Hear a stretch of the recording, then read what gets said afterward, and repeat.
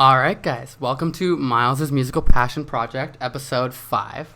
Today's a special episode because we're shooting from a completely different location. The last time I'll ever be in this apartment that I'm in. I love this place with all my heart. But yeah, so today's guest is my friend Carter Watkins. Say hi to the people. Hi, people. Hi, people. Yeah, we'll definitely get into, like, as standard, like how I know Carter, where our relationship kind of evolved, where it came from, how it involves music, all these things. And, but yeah, so first we're going to give our episode sponsor a shout out. So shout out to www.onemask.ca. The company's owned by a couple of friends of ours. Like we've said on every podcast, they're really good people. Their product is really good. Like you just saw it, thought it fit really nice.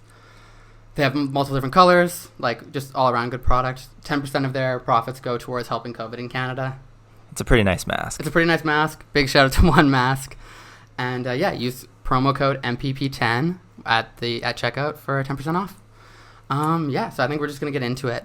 Yeah, like, so, what do we want to start with? I think we're going to start with the shot. So for our audio listeners, we have 3 drinks set up here because tonight is going to be a fun night to celebrate the last, like, outing in this place, I would say. This, like, apartment. 1699 Pamela, what a fucking spot. So yeah, we're going to start it here, and you'll probably hear us clink. Vodka.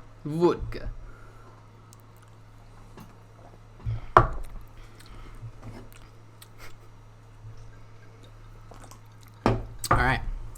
That was a vodka and a little bit of strawberry lemonade or raspberry lemonade. Pretty good shot. I remember finding this shot at Kat's birthday. It was like a big shot at Kat's birthday not that long ago. I was mixing those and it was like really tasty, I thought. Yeah. So, okay. So my guest this day is Carter Watkins. We met, oh my God, a while ago. I knew of you. Curling. We know each other through curling. For those of you that actually, probably a lot of you who are listening to this actually don't know this about me, because I feel like a lot of them are my newer friends and stuff. But yeah, I used to be like really into curling. Was into a lot of other sports growing up for sure. Like I was big into volleyball, big into soccer, big into badminton, and big into curling. And I remember up until the age of, I want to say like 16, I was playing all of them. And there was like periods of time where I'd go to like, there'd be like 3 practices in a night, and then like homework, go to bed, wake up, 6 a.m. practice again the next day. And that was insane. So eventually when I got to the age of like 16, I had to kind of make a choice of which one I wanted to focus on. And I decided to focus on curling, which I like don't regret at all to this day. I fucking loved curling. Still do. Curling's still sick. I mean, I always remembered Miles growing up as this happy-go-lucky guy out on the ice there, always dressed up all colorful, always super nice. I mean, we were the young kids coming up too. And I mean, Miles is only a year older than me, but I feel like he was always with older guys or... I definitely played with older teams, like after Shock. Yeah. Big shout out to Shock. World champ. Yeah, no, I remember. So Carter was always like the young kid. He's from Swan River, 5 hours north of Winnipeg, where I'm from. So like naturally didn't ever really come across each other until like curling events, usually provincials only. Yeah. Because like all the other events were just way too far, I think. And you end up, seeing each other a couple times. Yeah, going to the provincial events. Mm-hmm. Well, I want to actually jump into like where this is one thing that interested me a lot about you, and like I remember because I was talking to my friend Allison about it the other day, was like how we met. And I remember like I was like obviously I think I'm pretty nice and like pretty like open to talk to people, but like definitely when you're playing against younger kids, they're often like afraid of you, or like it seems that way, like you're like, oh hey, like like have a good game kind of thing. Like you're trying to chat with them and they're kind of like, like shrink up a little bit, get a little like reserved kind of thing. Which oh my God, they talk to me. They talk to me, but like like very standard. Like obviously I do that to like when I was especially growing up. But I remember it was in Rivers. I think it was for high school provincials, and which I think you won that year, right? Yeah. Big shout out. I never won high school provs.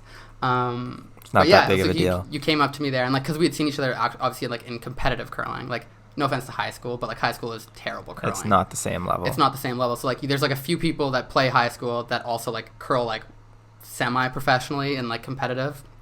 That like so obviously like you just have a bond that like everyone else here sucks and like what's going on kind of thing. So I remember you came up to me and like with your whole team was there, but like it's like me and one other guy I think that you knew, like Nate, and we were like, I was like having a conversation with you guys just about like, your season, all these things. And like, I just remember it was like, you were the one who was like, the only one who was like really reciprocating my conversation to like the level of like, that it seemed like you were interested at all, which like that to me like really stuck out, and I was like, okay, like this is pretty cool, because like I think we talked for like an hour and a half before like you guys had to go play or something, and we were like, okay man, like I gotta go, it's like, oh, like we're starting, like it's not like, oh yeah, like hey, like like are we, where it's like, oh yeah, 45 minutes before the game, like like we gotta warm up, we gotta talk to our coach. It's like, no, we're here for high school. No, yeah, you're there for more than just compete. Definitely in high school. The sport and all sports are about way more than that, and making friendships one of them. And I don't remember this conversation, but I mean it sticks out for him, and that's pretty cool. And and that's got to be something in my favor, because something good started from there. There we go. Yeah, exactly. And so then after that, we I think it was like, that was pretty close to when we decided to play together, which I think I was like around 18, I want to say, at the time. Yeah. It would have been, that was high school. So like after that, I remember, because my friend Wes, who I was in a class with at university, and my other friend Brad, big shout out to Wes Oriniak. Some of you guys actually know him through Asper. I have a lot of like mutual friends of his that I'm just like, you know this, you know Wes? And they're like, I'm like, yeah, how do you know Wes? And it's just like a girl that I've like gone to school with, for like ever. But big shout out to Wes, big shout out to Big Brad. I'm moving in with him. I'm excited to hang with him again. But yeah, so those guys, we had formed a team, and we're looking for a third person. And I remember we were like talking about like, cause like as you do all the time, like this is in curling sports, but like when you when you're like a potentially better older team, you obviously like look for like good kids on younger teams to potentially join your team when you're like actually gonna like start competing to like win, So I feel like before that, like the years before that, we were playing in some pretty like stiff competition to win the province. Like still that year, it wasn't like a shoe-in to win or anything, but it was definitely like, this was like one of the first years for me where it's like, okay, you're not playing to like make playoffs, you're not playing to like just win, like have a winning record. Like I'm like here to win. You're one of the teams. You're one of the teams that like is in the top 4 and is probably like gonna make playoffs and probably gonna like has a significant chance to win. And so we're looking for this third player, and I remember like Wes really liked you, like as just a curler. Like obviously, I don't think he knew you that well, but I remember like one of the main things was like, oh yeah, I definitely remember this conversation that we just had, and like it seems like I could get along with him like enough that like I obviously know he's a good curler. Like if he wants to come play, like I'm definitely down, because like he'll integrate easily into the team. Like it's not going to be someone that I just don't get along with at all, and like can't talk to you outside of it, which isn't obviously necessary, but I feel like it facilitates how well you play together. It's inevitably, it's a huge part of the game if you want to be, go from good to a team that can really compete. Yeah, a team that can like actually win. Yeah, I agree, and like it is that way with lots of other sports. Like I've like talked about with me for like playing volleyball and things like that. Like you obviously need guys in your team that like you like and you enjoy and these things, but definitely in curling. Like curling to me was the most mentally like tough game to play. Volleyball, all these other ones are like a lot more physical, a lot more like fast paced, whereas like curling, you need to be in the right mental state to make your shots and to like play well and be like on your game. Communication's huge. If any of you are like starting up curlers, like and like actually want to play well, communication is the number one thing. Open, honest communication. Yeah, in all my coaching years of definitely curling, which isn't a ton, but it's like enough that I've coached a few people and like given people pointers. Like it's communication is like the main thing. And so obviously you need to be able to like not, you tell me I like threw that terribly or something, or like really fucked this up by like sweeping too much or something. Like I need to be able to take that criticism like positively and not be like, oh my fucking god, Carter hates me, like I fucking hate him now, all these things. That definitely happens on a curling team too. And it helps when you're honest, because when you made the mistake, it's like, yeah man, that wasn't very good. It's like, I felt like I did this. You get feedback and you just take it and use it instead of taking judgment. Yeah. Like, so I mean our relationship grew a lot during the time that we curled together, because you have to do that. You have to be honest with each other. You have to communicate, and you have to spend time together. You're on the road all the time. You're curling in events pretty much every weekend. Yeah. You're around each other pretty well 24/7 for 6 months for the year, almost basically. From like usually it was like August till like May. I think those are usually the last ones. Yeah, this is just like when we talk about curling, we definitely curled at, I would say, like a semi-professional level. Like that's what I've always would like call myself. And I think you too, because like especially at that year, like we had sponsors to pay for like our stuff, and like we were, I would say, winning money in the events that we were playing, like enough to like probably outweigh the cost, especially in junior events. Those things paid for a lot of stuff. Big fan. But yeah, so that was a lot. Like, so basically it was like train for me in the off season, like in the summer, like lots of like you're in the gym a decent amount. I would say like 3-4 times a week, and you're just like staying active, eating well, all these other good things. And then when we were in schedule, it was like, man, I want to say it was curling every weekend, basically. So your games, like probably 2 a day, Friday, Thursday, sometimes Thursday, Friday, Saturday, Sunday, if you make it to Sunday, which is championship day, obviously. And so that's every weekend for like a while. And you get a few breaks, but not really. There is no difference between our schedule and the professional curlers. The only thing that differentiates us and them is skill and the money they're winning at the events. The money they're winning at the events, the money in sponsorship that they have backing them up. Because like they are actually professionals. They like that's all they do. But yeah, especially because we were in school. Like that was Carter's first year of university, my second year of university, I think. It's a big commitment. It's a big commitment. But so I remember being like, I was in 3 classes. No, I was in 4 classes. But so that doesn't have you in school all that often. So I remember it was like my schedule was something like Tuesday class at 8:30. If you're an Asper. If you're an Asper, it's true. That's true. Big shout out to Asper. I honestly like the amount I was in school when blew my mind when I like went from high school, which is like you're there from 8:30 to like 3:30 every day, to like I went to school for 1 hour today. How? Like obviously there's a lot more outside of it. Like it is a lot of work, whatever. But you don't realize that until it's too late the first couple times, but until it's too late. But like just the amount you're in school is a lot. So basically we would train. I was in the gym every day for curling, and so were you. I'm pretty sure, or the majority of it, other than the days we were playing, like games. And then we practiced, I would say, at least twice a week, if not 3 times a week. It was usually like I think Tuesday, Thursday during the day.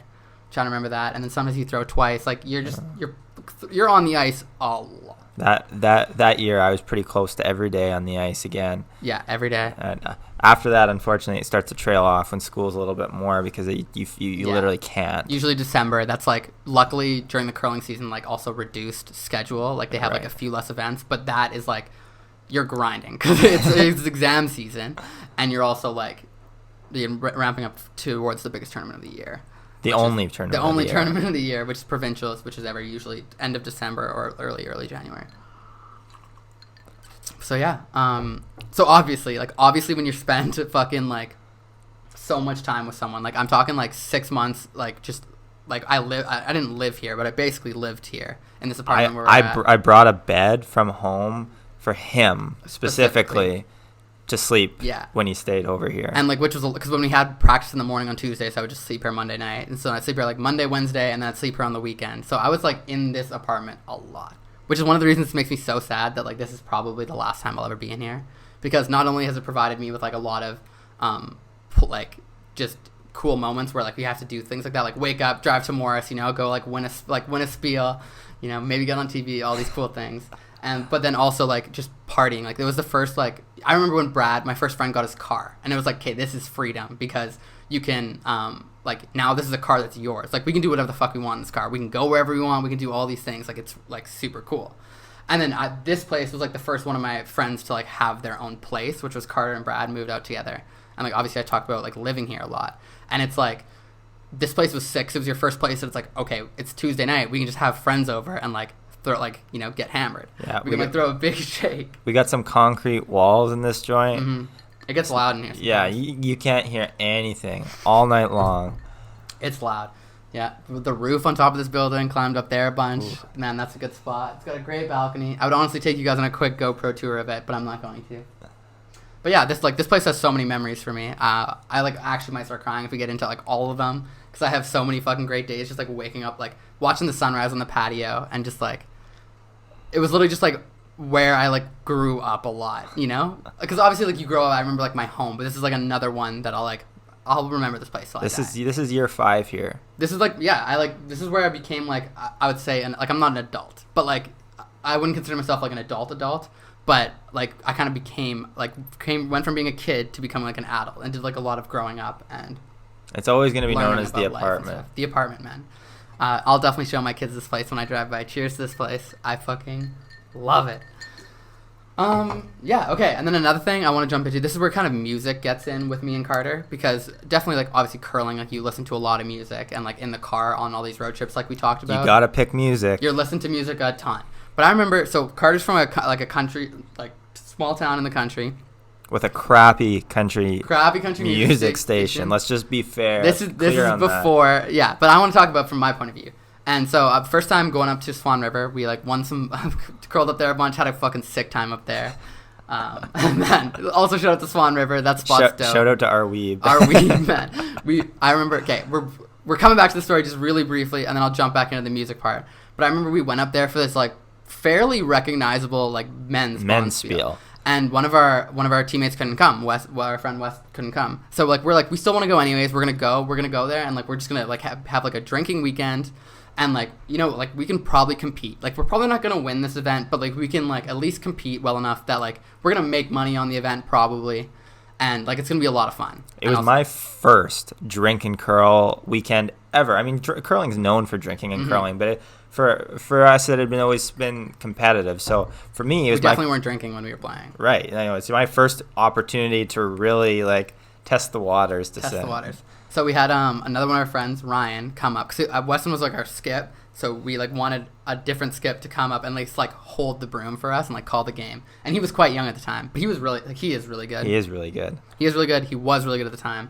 But so he just decided to come with us, and I remember we partied so hard.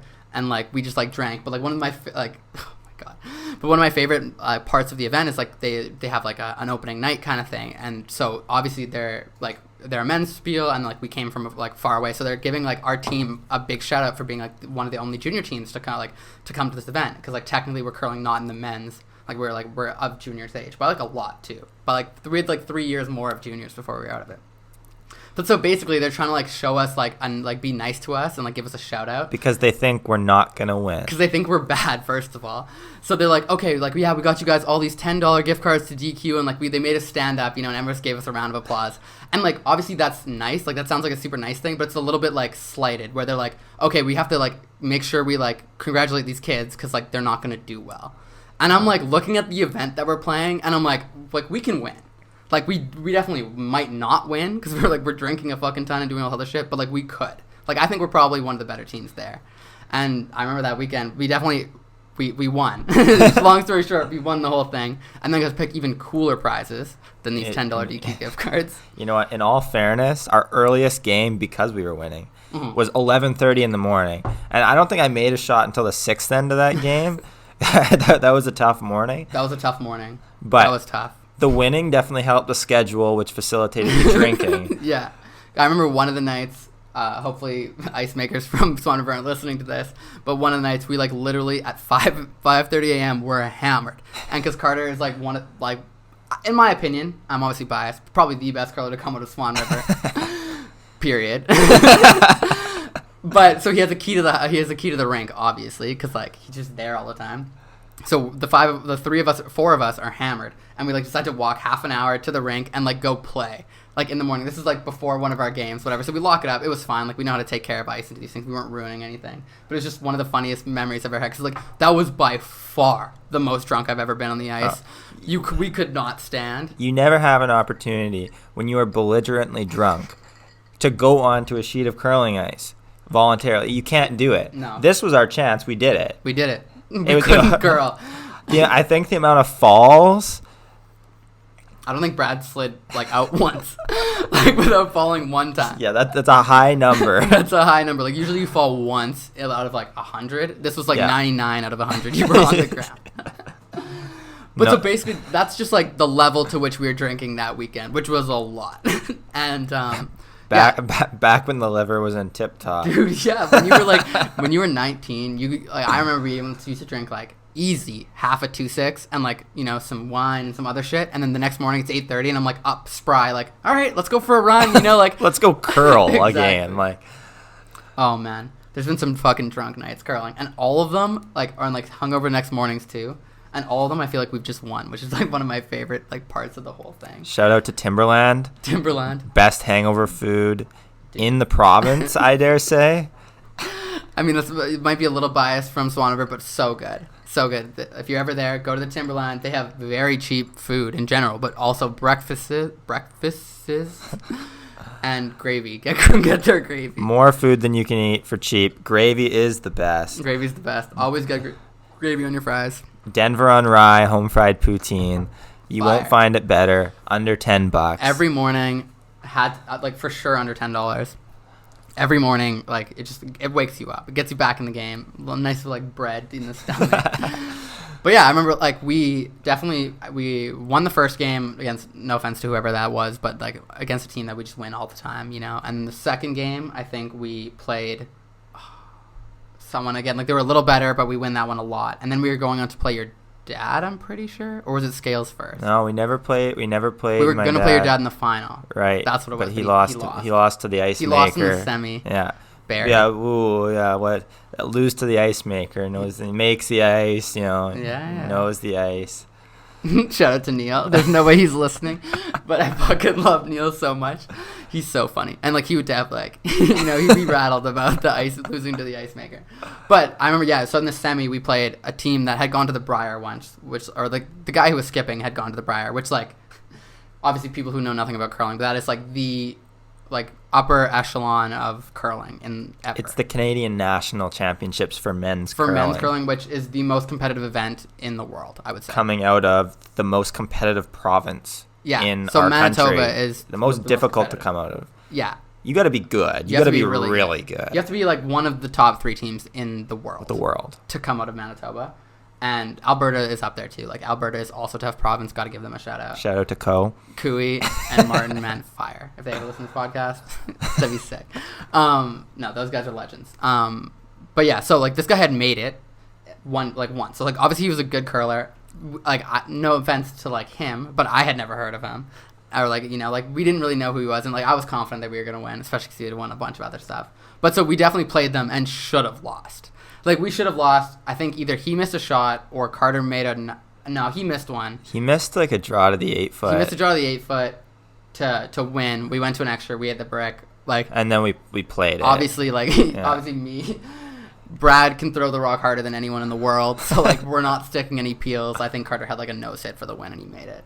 And the rest is history. We're going to play the Ice Maker in the final. Also should have lost that. Like, not nearly as close. Like, we won, like, 10-4 or something. But there was a portion of time where we, at the beginning of the game, where we almost gave up 6. Yeah, we snuck out of a big end. And then, I don't know, in the third, fourth end, we cracked, like, a giant end, and it was game over. And then it was game over. And that was fun. I love that moment. Because then, like, parallel that with, like, the first moment where they're just congratulating us for being there. With, like, it's like, okay, now, like, they're making you stand up and, like, accept, like, the trophy and shit. And get, like, our names written on it. Our name's on the trophy. Our name's on the trophy. And, like, it's obviously not a huge spiel. Like, it's nothing like the DeKalb or anything like that. Which, shout out to this big banner behind us.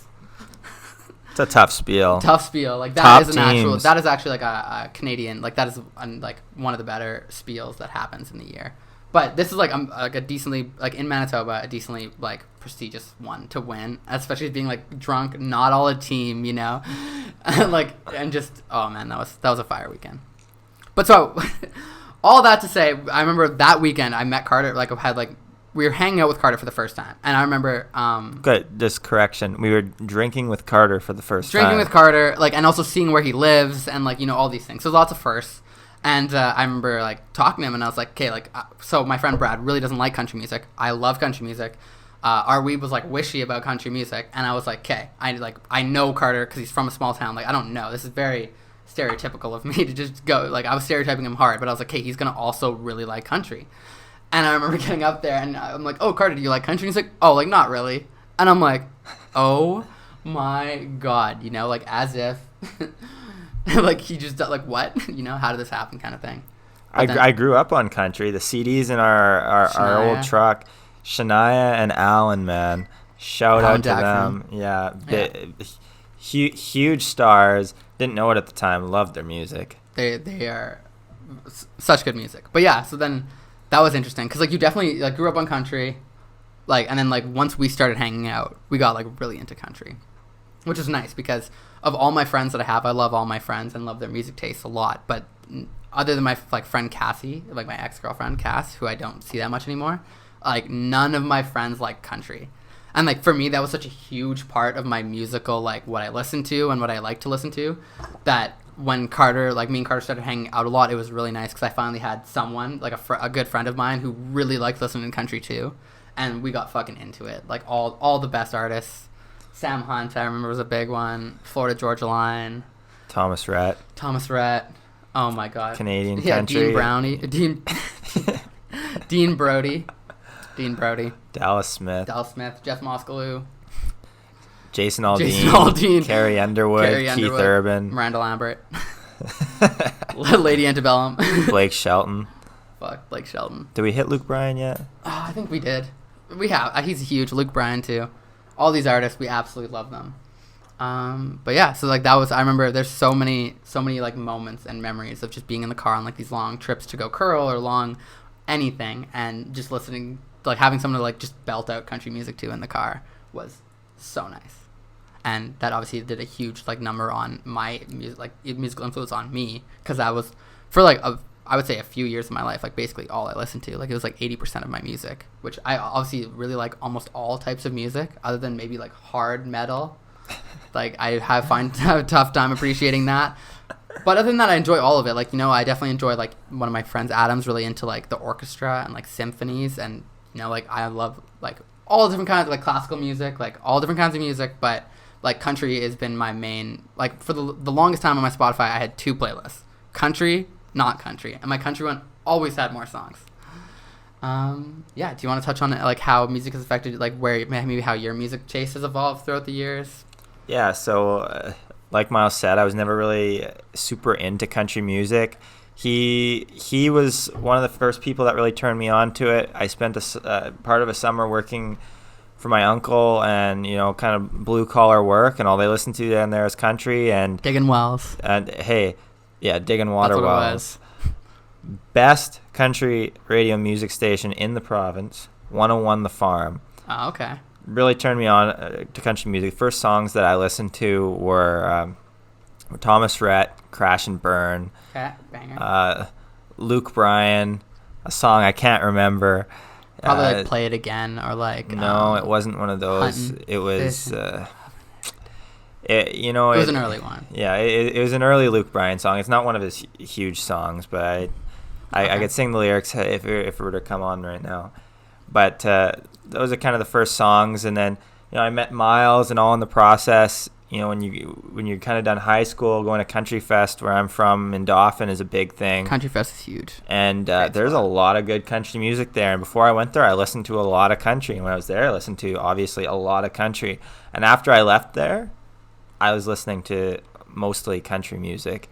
And, you know, it was a lot of the softer stuff that wasn't so twangy, you know. It's a lot more pop country, what I would dirt call road it. truck music. But, yeah, definitely more of the poppier country music songs, but that's how I think most people. I mean, I was more into pop music. That's how I got into it too. Was like through not because my parents also like into like really into like Johnny Cash and like Shania and like the Dixie Chicks, and I love all those artists like now. But as a kid growing up, that wasn't my favorite.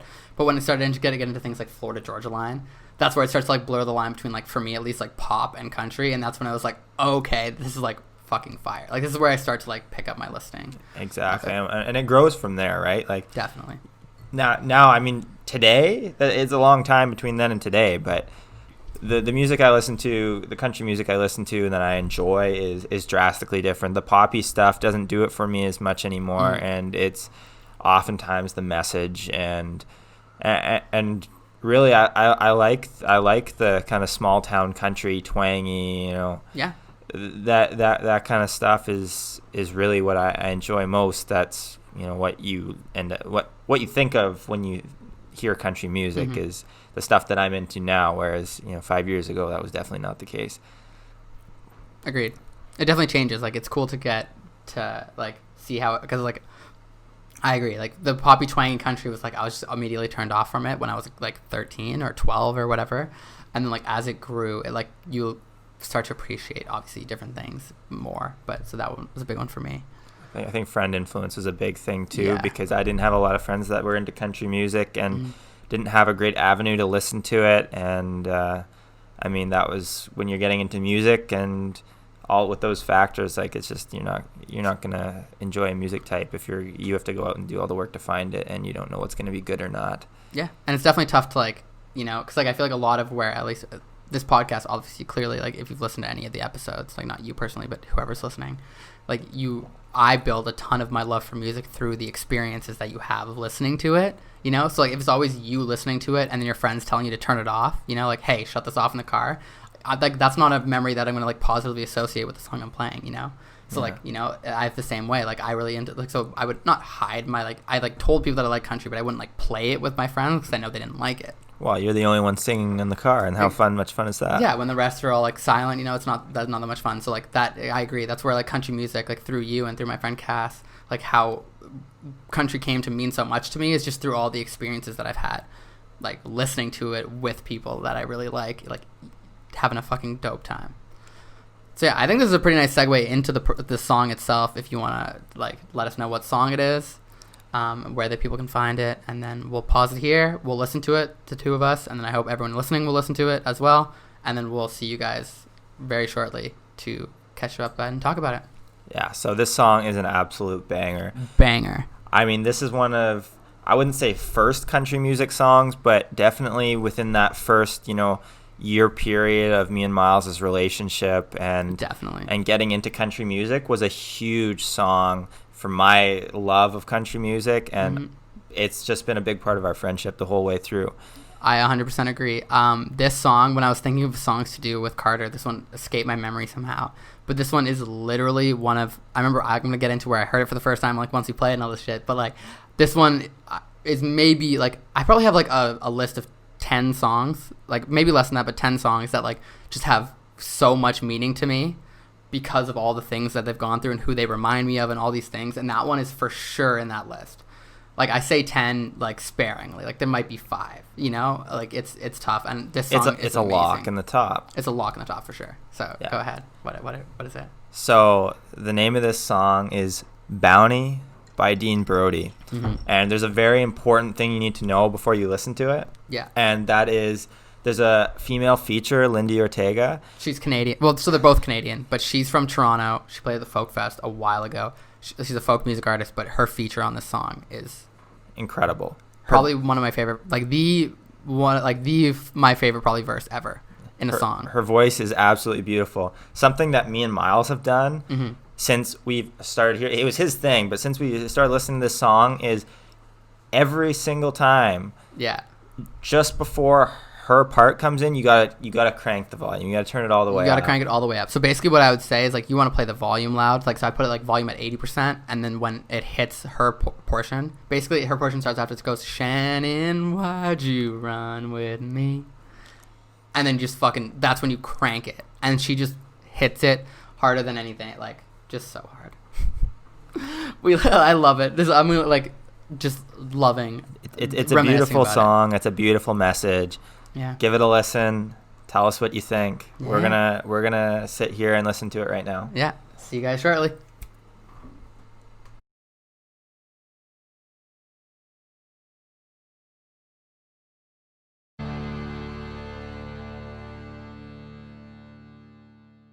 All right, we are back. This is we just listened to Bounty, Dean Brody featuring Lindy Ortega. That's actually important. If there's like I don't know if they think there's a version without it, but you need it. we talked about it earlier. Yeah, so we're back. We're gonna roll into what the song means to Carter, and honestly, the song means a fucking shitload to me too. So this is probably gonna be the only song we talk about today because we're gonna go deep into it. Yeah, but before we start, for all the listeners, it's gonna like, sorry for you guys that you're not gonna see us, but all the viewers, we're gonna take another shot. So cheers. Vodka.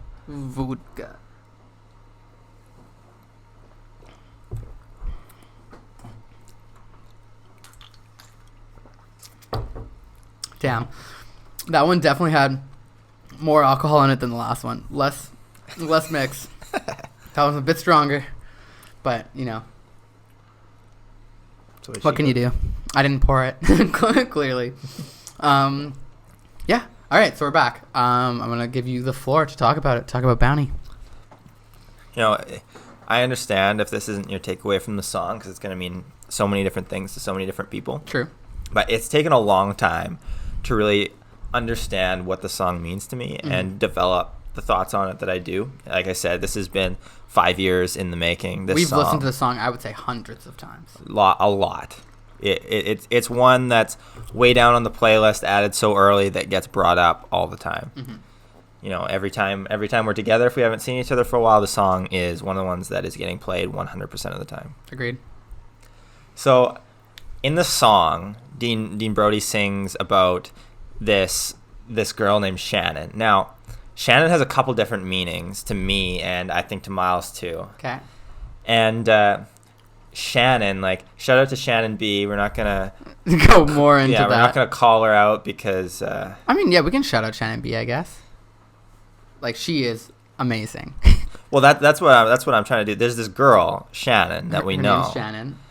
She is, first of all, just an amazing like person, but like curler too, like really good. And she is very, very attractive. She's a dime. Like she's also really good at curling. So like I think you guys might have actually seen her. Like she won the Scotties not that long ago. We like grew up playing not against her, but like in all these tournaments and things like with her. Like this girl is just great. Like definitely like she's been promoted like for sure. She's also just a good curler again. But like because she's attractive. Like she's definitely like promoted in like Curl Canada shit, like a lot more than other people are. Like so, a lot of people might have actually have like seen her. It makes you want to curl. It makes you want to curl for sure. Yeah. So shout out to her. Shout out to her. That's a big part of this because this Shannon. She's also really nice. She is. In my really few nice. limited interactions with her, she's like super nice. I agree. This Shannon girl is, to me, is like, you know, the girl you're kind of searching for. And you talk about how, you know, Dean Brody talks about running away with this girl and starting from, you know, just nothing. Starting from nothing. Like, obviously a terrible thing happened to this girl in the song. Yeah. And for that he got vengeance and they left together. He got there as she was potentially having this horrible thing happen to her.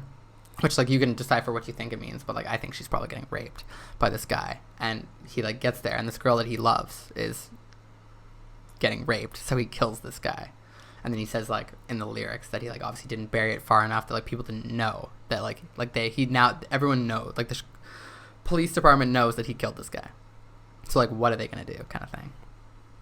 No, and the thing is it's, like, to me it represents, like, that commitment where it's, like, well, you know, you have this choice. It's like let's just say fuck it and let's take off. And yeah, he can like go to jail forever, or like we can live a life together. Yeah, and you know, that I feel like that's something we're all searching for. Not under the same circumstances, obviously. But you Carter know, hasn't killed anyone. Any of his girls. You know, someone that you can commit to, and that you're willing to take that leap. Like it's a pretty big leap to go and run away together and escape the country and to have a life together. And you're choosing that person. I mean, they talk about getting married and having kids, and I'm sure they're happy. It's like it's really going all in with that person, and you know that's what that Shannon character to me is kind of representing in my life, is like searching for that person, and really, you know, jumping all in with, you know, running away with kind of thing. I definitely agree. I don't have very much more to add in this, like, to this conversation, but like, yeah, for me, like, as much as it is, I think for you, like, definitely Shannon is like my like dream girl, you know, like I'm like excited to do that with like the Shannon in the song, you know, is like this like dream girl that I'd potentially like be willing to like just go start a complete new life, like, you know, like you're choosing each other, like, and you guys are just like gonna go start this whole new life somewhere together. It's a leap of faith, and it's trust. Yeah. And it's and just like, you know, that with that person, like it'll work, you know, like you just know it's gonna work, because like you're not worried that it's not, because you're just like you just know that you two fit so well together, and that like you would both thrive in this environment, that it's like, and you know, it doesn't give much indication of how well the two people really, you know, knew each other and how deeply they were connected. But I'd imagine if anyone is saying, you know, you could do this with just about any person and say, you know, like run away together, mm-hmm. and that commitment and that bond that you're gonna create just being with another person all the time, with the pretense that, I mean, this is kind of your only option. Like, mm-hmm.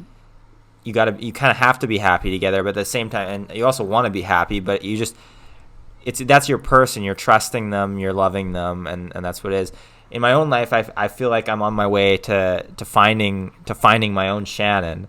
Ooh, so I think it's, you know, it pertains to that, is it's like you're taking that leap, and you know, getting ready to like want to take that leap, where it's kind of just you two against the world, and what anything that you're gonna face, like in the song, like anything that they face is like they got to deal with, and they grow together, and I think that's a huge part of the meaning for the song, and that Shannon character represents that for me. Okay. Is finding that special person in my own life. Yeah, of course. I agree. Like, that's definitely something I fantasize about. Like, that I'm less, just heads up to everyone. I think everyone knows this, but I'm way less on my path to actually finding that person for me.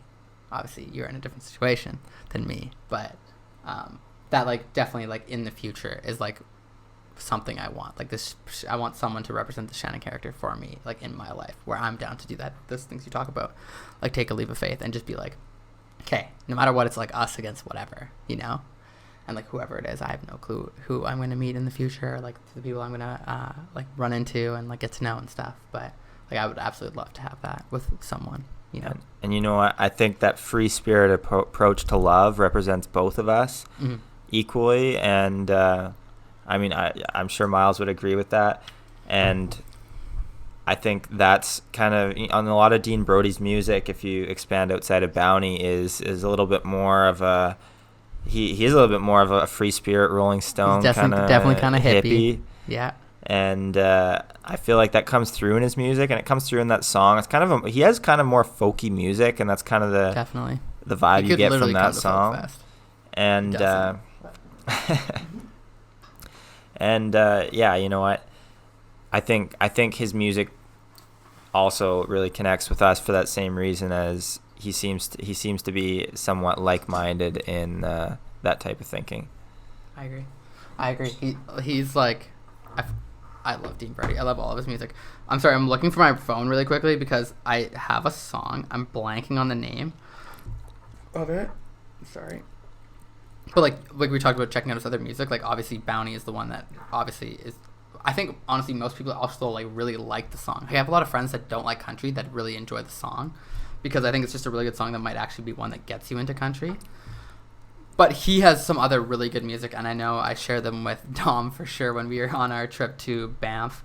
But like he has other fantastic songs. Like you showed me some of his older stuff, which actually is also really good. But like I definitely want to talk about like here we go. Love Would Be Enough is one.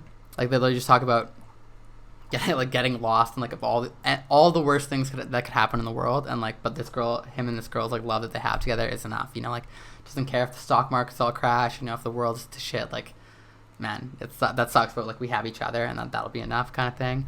But the main one, this is the anthem to my hippie road trip that I want to do, which I've definitely talked about it's like Upside Down, man. That's the one I was looking for. Is literally the song starts off with them on a road trip and just like picking him up, like he's hitchhiking, and these like people that are in this van just pick him up, and they're like, hey, we took us a vote, we think that you should drive. They're all just like super fucking stoned and like tired, and they're just like, hey, we just pick up this hitchhiker, and like they just have such trust and like faith in him that he's gonna be nice, that like they're like, yeah man, you drive. And it's just like, so where are we going? Wherever you want, wherever the fuck we want. And so that has inspired hopefully me to eventually, like I'll be very sad if I ever don't do like a solid like couple, like I'm talking multiple month trip just in a van with some friends. Like that song is the anthem to that, and because he just like that means so much to me. And then this one, I showed this one to your dad, which I thought was funny because I thought he would get along, like he would like it, and like he definitely quoted it to me later, so I was like pretty pumped.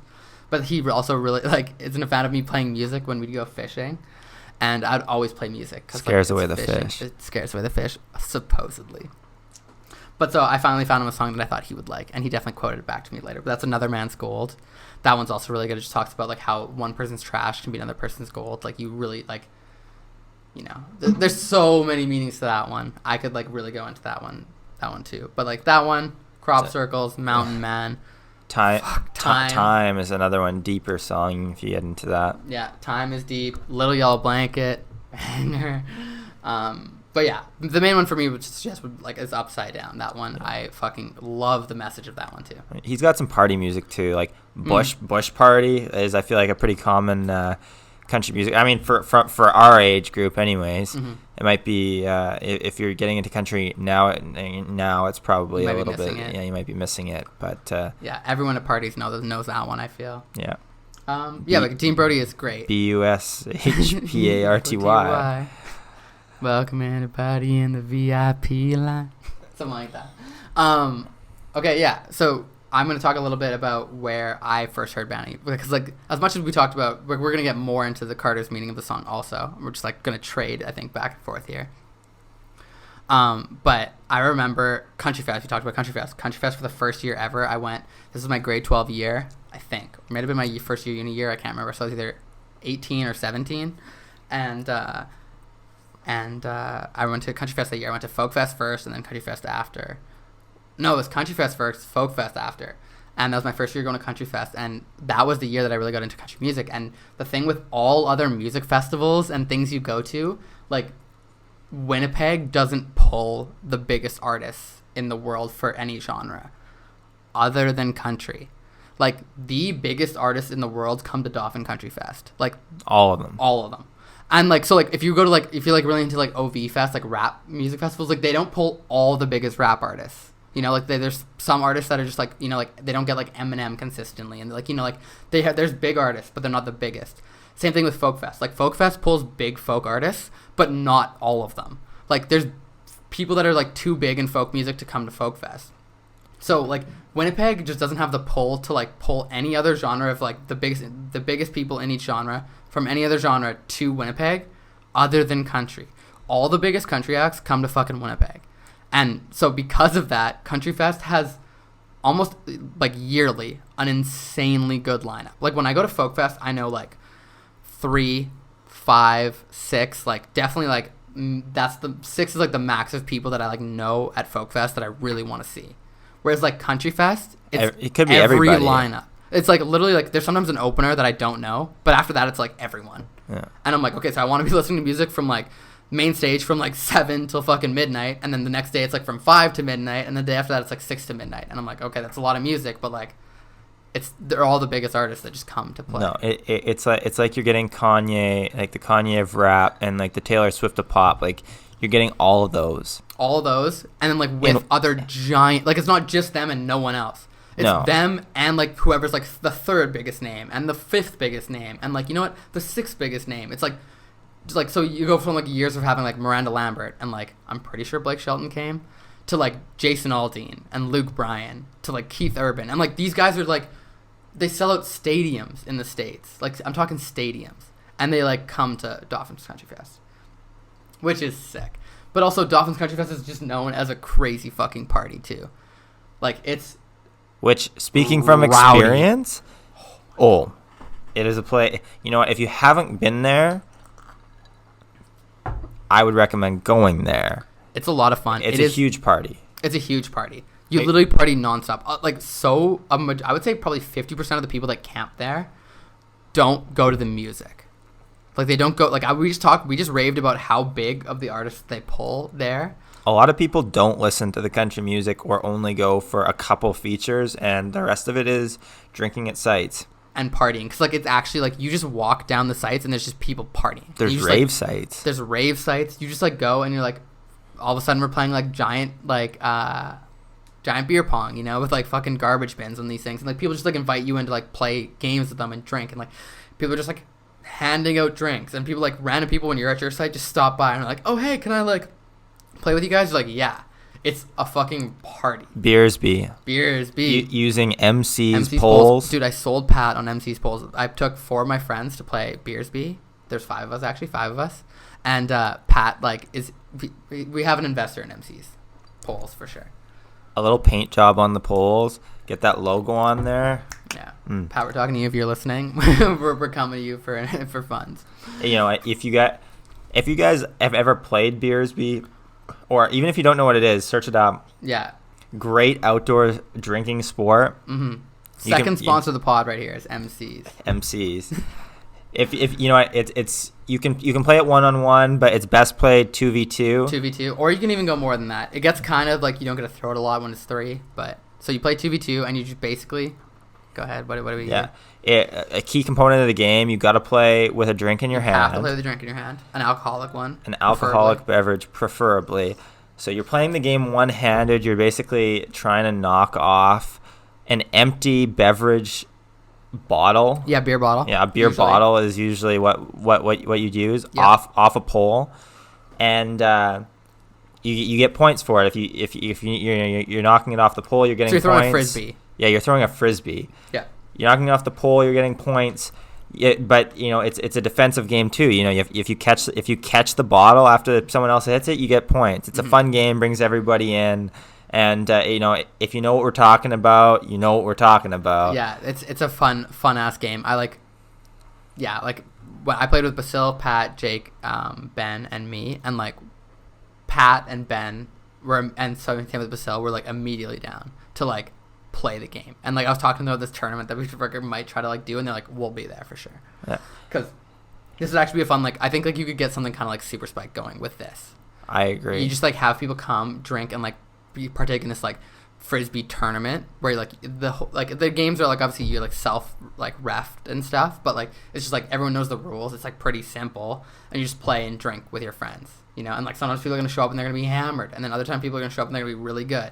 And like and like you can kind of like the best teams will like make it to like A bracket, the worst teams like middle teams make it to B, like, and we could easily make a draw. I feel like based on all the curling things we've made. No, it'd be super easy, and you know what? An MC organize like a Winnipeg tournament. That'd be fun in the summer. That would be super fun.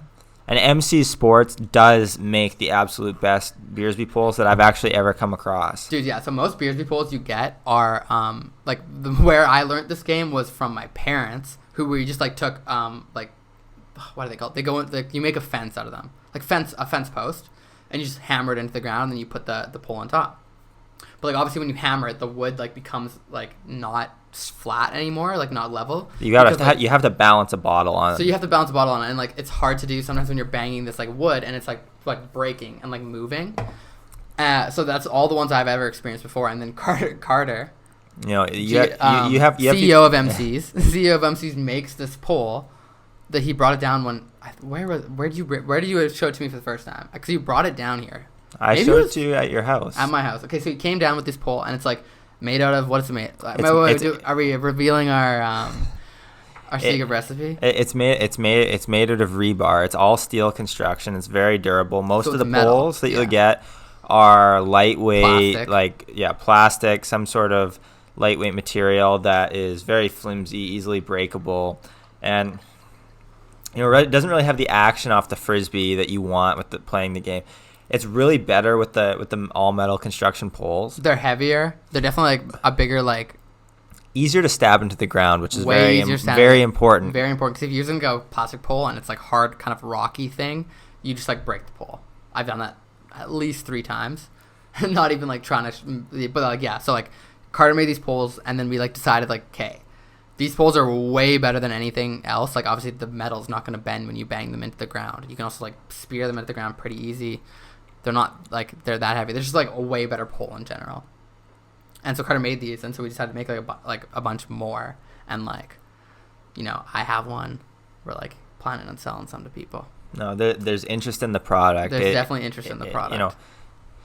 It's fairly safe. All the corners are rounded off. Like these are. Yeah. Like obviously, like anything, like a bat, like you could hurt someone with it, but like it's not like, you're not gonna like just cut your hand open when you're just like trying to use it normally. Using it normally. Yeah, exactly. So yeah, Beersby, huge shout out to that game. And like people like I've played with my cousin used to be like on the Canadian Ultimate team. And like so like we've played these games like with people that actually can like play frisbee well, and it's like it's fun if you can't play like if you can like can't hit the pole, it's still fun to play. You're still a big part of the team. You're still a big part of the team. Defensive and like skills. You're gonna get better. Like no one's like that bad that they're like not gonna be able to hit it like every once in a while. And it's fun when you hit all these things. But it's also like really fun to play at like a really high level where like people are like you like have to like whip the frisbee and like ping the bottle because like people are gonna be like catching it and like.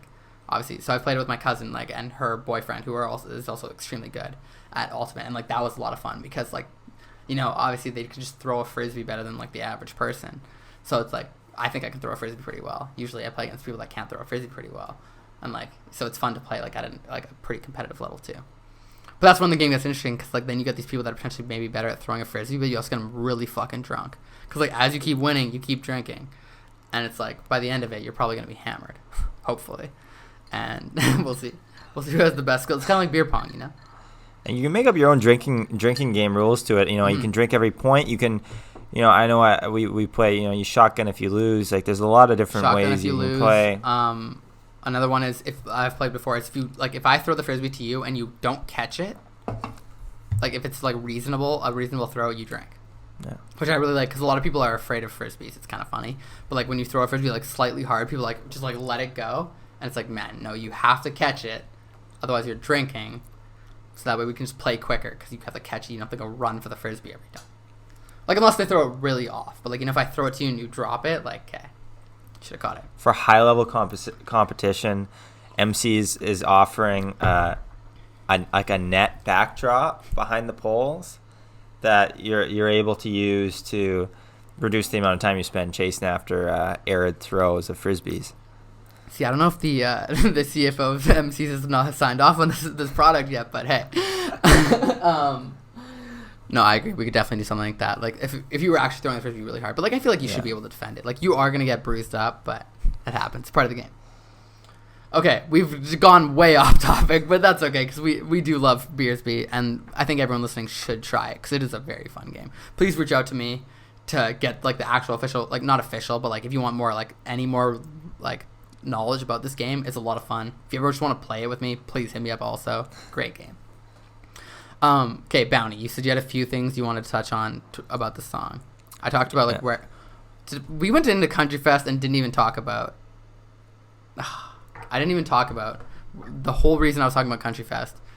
Not other than that's really cool is that my year at Country Fest, Dean Brody was there. Yeah, he was a main headliner on Canada Day on Friday. Canadian Girls, big song by Dean Brody. A lot of people know that one. But yeah, so like I remember the first time I heard Bounty ever was at Country Fest. So we were listening to. I was like hanging out with like my friend Eric, my friends Tristan, all these guys that, like I'm not really that close with, but they were at Country Fest, and I was at Country Fest friends with like three of my friends. They were off doing other shit. Like, you know, like I feel like girls just run into people all the time. Like they know everyone. So like they were always gone. And I was like, okay, who am I going to kind of hang out with? And I ran into these kids from school that like I definitely really like hanging out with and I'm friends with. But they're not part of my like close squad that I actually like know really well. So we're hanging out. We're like listening to we're like at the concert, like listening to Dean Brody, and we're standing on these cool ass bleachers that I remember like it was sick. Like it was still like a dome. That's what it looked like. And then like these bleachers all the way up, and you just like they're for sitting, but everyone stands, and it's just super cool to stand on them. And Dean Brody comes on, and I'm like losing it because like obviously I like a few of his songs, and my friend Eric was like really into it, and he was like, I remember when Bounty came on, he's like, man, this one's of all his songs, this one's a banger. Like you got to make sure you like listen to this one. And I was like, okay. And I remember we were like definitely drinking, and we just like listen to Bounty, and I was like, wow, this is a good song. And then when I heard Bounty for the first time with like a girl, because it was just Dean Brody up there singing it, so he sang the girl part too. When I first heard the song with the girl part in it, I was like, holy fuck, this song went from being like a really good song to like one of the best songs ever. One of the best songs ever. And I was like, oh my fucking, like usually for me when I hear like a live song, it's often better than the recorded version. Like it's just like has more meaning, all these things. But once I heard the recorded version for the first time, I was like, okay, this went from a song that I might just like put on my playlist to like a song that's like in my like top 10 songs of all time. You know, like amazing. So that, and then obviously since then we talked about talked about like having a friend to like listen to country music with. Like this is always one of my ones that was on my like playlist that I listened to with Carter a lot. And then we talked about like just turning it up for the girl part, and we just like fucking belted out in the car. Like it just you build so many memories from that. Like I'm talking trips to Colorado, like long ass car trips to Colorado, long ass car trips to fucking Swan River, long ass car trips to like Morris, like all around. Or even the short trips, even trips around this city to burger joints. Anytime we're in the car together, this song comes on and we're singing it at the top of our lungs, and we're screaming it out the windows. And this is one of those songs that it didn't matter when, if we were feeling shitty or if we were happy or whatever. This was one of the songs, and it just came on the playlist, and it literally Like I feel like it always just brings a smile to your face. Like as you're singing it, it's just because also I feel like obviously sometimes there's sad moments in cars and stuff. Like we've came back from like losing things, like curling like important things where like we're sad. But like most of the time, I'd say like 95% of the time when I'm in the car with you going somewhere, it's gonna go do something fun. Like we're going for all you can eat sushi, or we're like biggest shout out I've ever given on this on the fucking podcast. Like Magic Sushi, they're not doing all you can eat right now, but it's $12.95 for all you can eat. They're on McPhillips. And it's like, they make good sushi, in my opinion. It's cheap. Like, imagine paying $13 for your meal when you go to a normal sushi place and get one roll for $13. And we're talking like 20, 30 rolls. If you're someone that's into the super high-end sushi, this place, it probably isn't going to, turn you. Yeah, it's not going to turn you on. But you know what? If you like sushi, if you enjoy eating sushi, they have so many different rolls, and they might not be. You might not have the giant rolls. You might not have the hand rolls included in all you can eat. Special shit like sauce and all these cool things. Like they obviously have sauce in them, but like the presentation isn't as good. If you like sushi, if you want to eat sushi, if you want to eat a lot of sushi, and you want to have a good hangout with some great employees and great staff. Yeah. It's a great environment, close-knit group of people, and you know what? It's cheap and it's great. It's great eating, and it's a place to be. That is my favorite restaurant I've ever been to in my entire life. Magic Sushi. It's an incredible location. 1 and 2, actually, both of them are phenomenal. But the first one, like the one on McPhillips, amazing. And like me and Cardi used to go there a lot. Weekly, and then I remember they started giving us like just free things because like we were just there so much. Man, crazy. But yeah, that like so just road trips anywhere with Carter, like we were always like going for burgers, or like like it was like going home after like a crazy night of partying, or like anything. This was like always the song that just like came on, and so like because of that, I've had like there's so many positive memories, like almost more than any other song I know associated with it, that like just every time it comes on, it's fucking phenomenal. It's an absolutely incredible song. I connect with it for more reasons than the one I outlined earlier. Like to me, it relates more to my personal life in a sense of the lifestyle that they choose to live. Mm-hmm.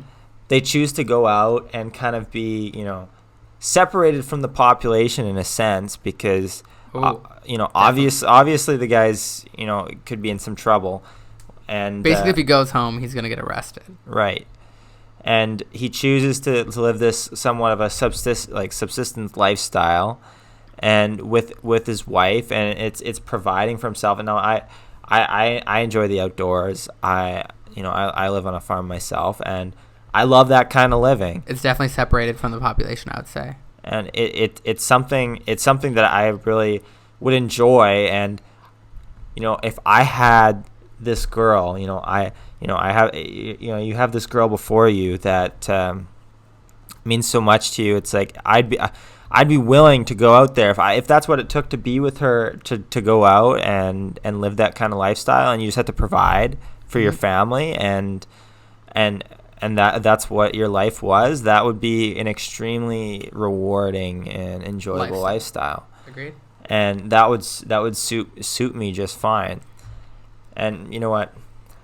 In terms of, I feel like this is a greater conversation, but he takes matters into his own hands, where he goes and gets vengeance on this person who is harming this girl who he cared for deeply. I mean, you know what? You could get into it and say, does someone really pay for their actions when they do something like that in our justice system? Maybe what he did is a better form of punishment. Maybe it's not. Maybe you can fall on that wherever you may. But I feel like that's someone standing up and saying, you know what, this is not right. This person doesn't deserve to go out and get interact with anybody. He can't go out and do this with anyone else again. He can't hurt anyone else. That interesting. that's not fair for him to do. So he understands it's wrong within, societal guidelines. Definitely. But he goes out and takes matters into his own hands because in the end it kind of cuts to the chase. It's like, all right, this is bullshit. Let's fix this. But now what are we going to do, kind of thing. That's pretty interesting. 'Cause I never took it that way. Do you want to hear what my version of what the song is like happening? Which is interesting because I think we talked about that a lot. But like, I'm pretty sure he like catches this guy trying to rape his like girl that he loves. Yeah. And he kills him on the spot. Yeah. Okay, so I feel like the way you're talking about it sounded to me like that you think he goes back later and kills this guy. Well, I think like I'm thinking he does it in the heat of the moment, and then they're both with this dead guy. They like bury him, and they're like, "Okay, what do we do? I think we fucking run away." No, that's the take I'm taking on it too. But it's like, initially, most people's response may be to, like, obviously stop what's going on. Call the cops, probably. But yeah, call the cops, and he'd probably have a hearing, and that probably end up going to jail for this. He's going to jail. He'll get out of jail probably decently quickly, unfortunately, for the U.S. justice system. But that's the thing, when it's that close to you, it's like, are you really gonna let that go on? Are you really gonna let that continue? Probably not. Probably not, and it might not be right in the eyes of a lot of people, but it might be right for a lot of people. So you can stand by what he did. And I think what he did is valiant, and I think I think should be understood by a lot of people. Should be understood for sure. Do I think it's wrong? Probably.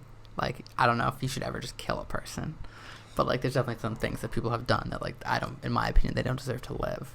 But like, would I kill a person is a different thing. I don't know. No, exactly. So it's understandable what was done. So what. I respect that in the song that he shows that he shows his love in that moment, and he shows I agree. He respects the person. Definitely. And it shows how much it hurt him that someone would be willing to disrespect someone so special. I agree. Yeah, I don't know if I have. Do you have anything more you want to talk about towards Dean Brody? I don't think I could go into like a couple questions like that I just like have lined up, but I feel like you might have some other stuff just on the top of your head. No, you can hop into some questions. Okay. Like, they're not ones specific to this song. I'm just saying like ones that I have like just kind of.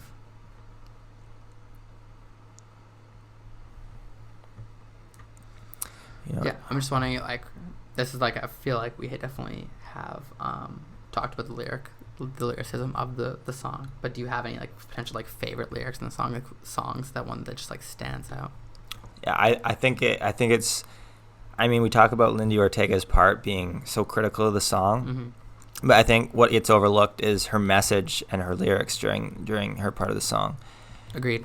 And Dean Brody starts it off by asking her, why did you choose give me? Up your life. Yeah, why did you run with me? And she responds by saying, like, what was I supposed to do? Just watch you leave? After he just killed this man that was trying to hurt her. I feel like that's the ultimate gesture of love and in some way kindness. It's hard to say that killing a person is kind, but to her, it was. He literally saved her life, probably. Yeah. Yeah, I agree. So and that was, he's really asking her about why she ended up actually accepting his gesture to run off together, and I mean that was just another reiteration of the trust. And I mean, I feel like in that moment, it can't be any more clear. I mean, actions speak louder than words in that moment, and he's willing to do that for her. And then she's willing to do that for him as well. I agree. I'm honestly really down. I'm really glad I actually like went in and found this question, because I feel like that's one of the things I usually don't do, is just like go into like what I think would be good questions that I just have saved. Like, we usually just like ramble. But yeah, like Lindy Ortega's part for me is like like I said, one of my favorite verses of all time, and it's because she sings it so well. Yeah, like Lindy Ortega is a beast. Listen to her music. Faded Gloryville, that's just an album by her. It's really good. I have a lot of songs that I draw a meaning to in that. But yeah, in this, she just like, it's like he's like asking her why she ran with him, and then she's like, what was I supposed to do? You would have broken my heart. You'd have haunted my dreams if like I didn't go with you. And it's just like, that to me like completes the song. Is like when he like is like showing her how much that he like cares for her, and he's like asking her to like accept this, like obviously it's gonna be like this lifestyle that's not gonna be like, she's not gonna be living at home, like she's gonna have to give up a lot of stuff to pursue this life with him. It's never gonna be perfect. Like I'm sure she could go home. I don't think he can go home. But like, no. It's like she's giving up like moving away from her family, moving away from her like she's giving up so much. He's giving up so much to want to be with her, and then at the same time, she like then this like lyric hits. So he's singing about how all the stuff that he'd give up to be with her, and then she reciprocates it to him, and it's just like, oh my god. That's where the song brings it to another level for me, because then it becomes, in my opinion, like a love song that I just adore so much, because like that's all I want, is to be able to like when I feel those feelings towards a girl in the future, hopefully, like all these things that I'm willing to give up and do for her, and all these things that I hope that she reciprocates it to me too. And that's like when that part hits, it's like, okay, the song becomes just so monumental in my heart, because that's like all I want out of life. Well, it's a complete understanding of, if she chooses not to be with him, that what's he gonna do? Is he gonna live off, move off and live by himself? Maybe, but I mean, probably not. Like, is that any more of a life than being in jail? Being in prison for what you did? And it's like you can probably live with what you did because you knew it was the right. You probably felt it was the right thing, obviously. Mm-hmm. But are you gonna go and fight and work that hard and push that hard on your own? Probably not. And you're giving up all these things, like family, friends, a life. Probably not. But to have someone there to validate that, and to do it with you, and you're not alone no matter what you do. That's pretty pretty magical moment in the song. I fucking agree, man. I agree. That song, man. Yeah. Like, I don't know about you, if you have any like more things you want to add in there. For sure, I think that's a good way to end it. Like nothing in the song is going to mean more to me than what I just said to you guys right now. And like same with Carter, I think like that is all what the song is about, and why it makes me so happy. It's a true love story. It really is.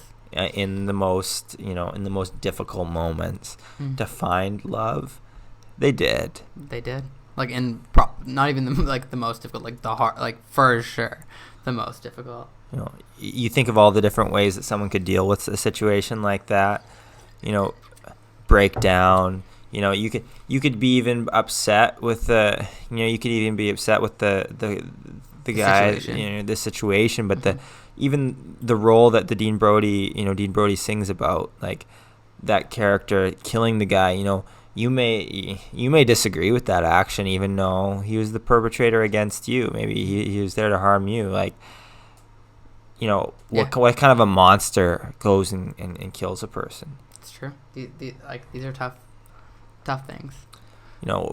Could you worry for your own safety? It's like maybe. Yeah, I feel like in that situation, probably not. But yeah, maybe in the future, if you that is kind of scary for sure. A big thing, another lyric I really like in the song, I just thought about this, is when it talks about like his mom and dad are probably like proud of him, because like to me that validates him, and that like he's not like he's not just some psychopath that just wants to like murder people. Like there's no way that's that. It's just like his parents would be proud of like the person he's became, because like he went to these lengths to protect the person that he cares about, and now he's like being potentially such a good father or person in the future to his wife and kids, that like his parents, although we can't see them, he knows they're proud of him. It almost makes me melt when they sing about the song, like the line with their kids, to know that they're that deeply in love that they brought children into the world. Unlike loving my Shannon makes me margaritas, I watch our children laugh and run. Man, what a good song. Yeah, I think that's about it. I don't know if you have any more to add. I don't think so. I think No, it's just a this is testament to, you know, it's a beautiful song about finding happiness in the most, you know, difficult circumstances, and I think that's a message for everybody out there to find that in their own lives. I agree, and it's definitely tough sometimes in the most difficult of circumstances, but almost always there's something positive you can take away from every situation, and it's really tough sometimes to continue to take those away. But it's also really easy sometimes to let it be like, oh man, the world fucking hates me. This thing's happened. This is the worst. This thing happened. This thing happened. Like, you know, it's just like life is fucking hard right now. I just fucking hate it. But it's like you can take away good things from all of these. And although it is hard to be optimistic, if you can live your life in that kind of way, it's a big audio spike there. I'm proud of you. Yeah, it'll be good. All right, I think we're gonna wrap it here. Thank you guys for listening. I really hope you enjoy that song. This is probably, for me, the deepest I've ever gone with a song about how much this means to me. And, like, maybe I didn't end up getting into, like, all of, like, how much it means to me, because there's a lot of, like, other moments and stuff that, like, are part of why it means so much to me. But, like, those are pretty fucking deep. Like, maybe we'll reach there eventually, but who knows. But yeah, so that's interesting from my point of view. This is also the most lit I've ever gotten the pod. I definitely think we strayed the most from, like, the actual, like, goal of the podcast. But that's probably because I'm a little fucked up, and probably because, like, I feel like we just, like, have so much shit to continue to talk about. This pod could be 8 hours long and feel like we haven't covered all the material. Like, I'm not even joking. This is probably the longest podcast we could easily do. Like, we could push fucking easily 4.5 hours of recording this shit. But we're going to leave it for you guys. Be nice. We're going to be nice. Thank you, Miles, for having me on. Dude, of course. This is an honor. I'm glad to be a part of this. I'm going to miss you, bro. I like, hope you come visit me. Or, like, I'll come visit you and shit. I'm down to, like, hopefully not see you in so long. This man's moving out west to the beautiful range of British Columbia. Oh, fuck the Rockies. It's going to be sick. And Carter's going to be living up in Swan River, I'm pretty sure. So, like, it's not only am I going to have to come home to Winnipeg, I might have to, like, come see you. But we'll see. Yeah. All right, so we're going to just end it. We're going to, all this super deep sentiment that we got to, we're going to spin this into, like, commercialization.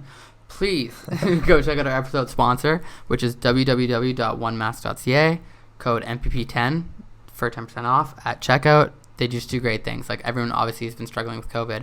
It's been affecting me personally due to, like, not being able to see all my friends and stuff before leaving, which makes me really sad.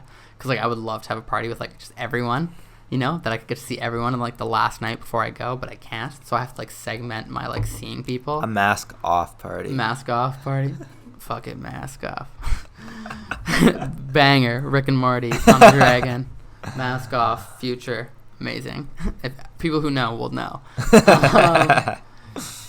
But yeah, so go check them out. OneMask.ca. They make, like, honestly, their masks are the best masks I've come across so far, and I've bought, like, many from, like, you know, markets, and I've had friends, moms and grandmas make them for me and stuff, and, like, honestly, I feel bad saying it, but, like, One Mask is the one that fits and, like, I like the most. Okay. But yeah, Carter, thank you for coming on. I fucking had a great time talking to you. Like we just said, I'm super excited to talk to you more after this, obviously. And yeah, all right. Thank you guys for listening. Please go give us a like on YouTube, on Spotify. Give us some downloads. Recommend us to your friends. I love you guys for listening. By the way, I hope all of you listeners know that I actually am very surprised by the amount of listeners we've been, like, receiving on a weekly / monthly whatever basis. And that makes me really, like, happy that people actually care about what we're talking about. So thank you guys a lot. Hopefully we'll continue to produce good content. Thank you again, Carter. Yeah. Thank you guys. Bye, you guys. Oh.